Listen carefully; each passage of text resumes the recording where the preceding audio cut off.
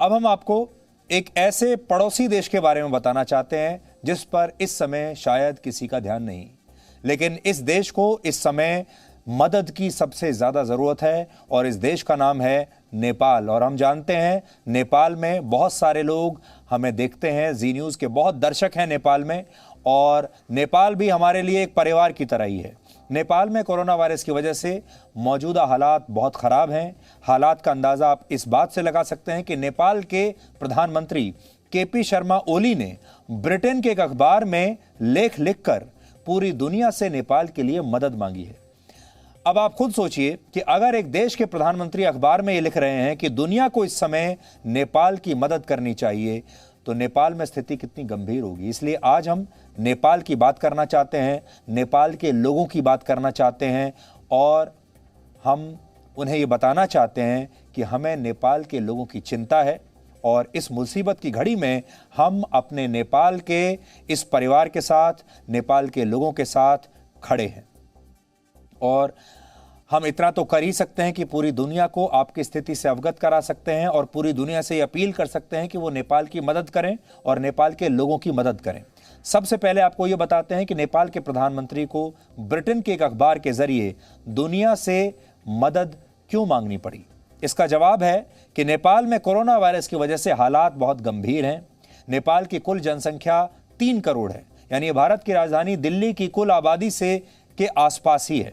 लेकिन समस्या यह है कि जहां 1 महीने पहले तक नेपाल में प्रतिदिन 100 नए कोरोना संक्रमित केस मिल रहे थे, वो ये आंकड़ा अब प्रतिदिन 10,000 के करीब पहुंच गया। सोचिए, 3 करोड़ की आबादी में 10,000 केस रोज आ रहे हैं और 1 महीने में संक्रमण का स्ट्राइक रेट 1200% तक बढ़ गया है। केपी शर्मा ओली अखबार में लिखते हैं कि नेपाल संक्रमण की इस रफ्तार से घबराया हुआ है और उनके देश को दुनिया से तत्काल मदद की जरूरत है। अगर भारत और नेपाल की तुलना करें तो इस समय नेपाल से ज्यादा संक्रमण अकेले दिल्ली शहर में फैला हुआ है, लेकिन इसके बावजूद नेपाल में भी डर का माहौल है और इस डर की अपनी वजहें हैं। इसे आप कुछ आंकड़ों से समझिए।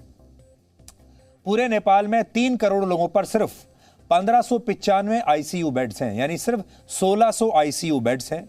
इस हिसाब से 19,000 लोगों पर एक आईसीयू बेड है। इसी तरह पूरे देश में केवल 480 वेंटिलेटर्स उपलब्ध हैं, यानी नेपाल में 62,000 लोगों पर प्रत्येक 62,000 लोगों पर औसत एक वेंटिलेटर है।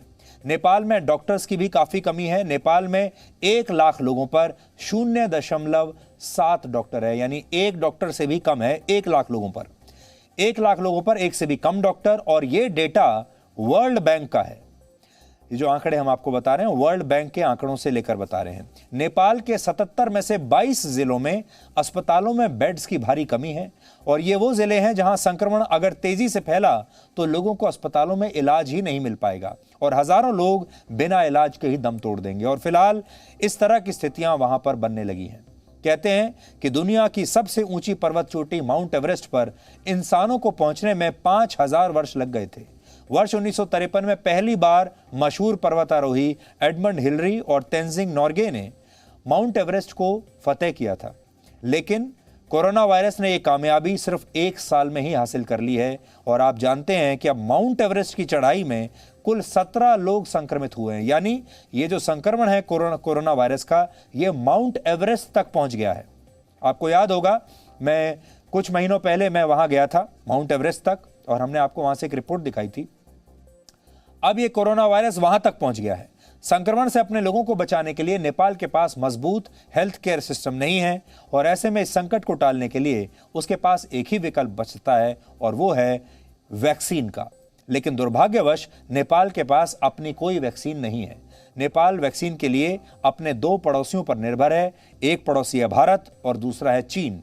वैक्सीन मैत्री के तहत भारत ने नेपाल को 10 लाख डोज भेजी थी, लेकिन कोरोना की दूसरी लहर के बाद भारत ने कोरोना वैक्सीन के निर्यात पर रोक लगा दी और इससे नेपाल में टीकाकरण अभियान रुक गया है।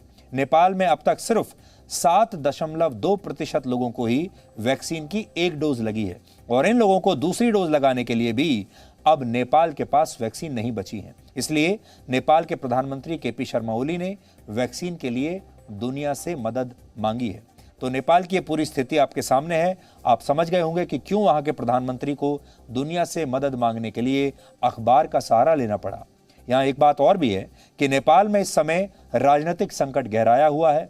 पिछले दिनों केपी शर्मा ओली नेपाल की संसद में बहुमत साबित नहीं कर पाए थे, बहुमत उन्होंने खो दिया है। और इस राजनीतिक अस्थिरता के माहौल के बीच कोरोना का संकट गहराया हुआ है। यानी नेपाल में एक ऐसी सरकार चल रही है जिसके पास बहुमत नहीं है, फैसले लेने का पूरा अधिकार उसके पास नहीं है। यह सबसे खराब समय है किसी भी अस्थिर सरकार के लिए। किसी भी देश में ऐसे समय में अगर कोई अस्थिर सरकार हो तो फिर उस देश की मुसीबतें और बढ़ जाती हैं, और नेपाल में भी इस समय यही हो रहा है।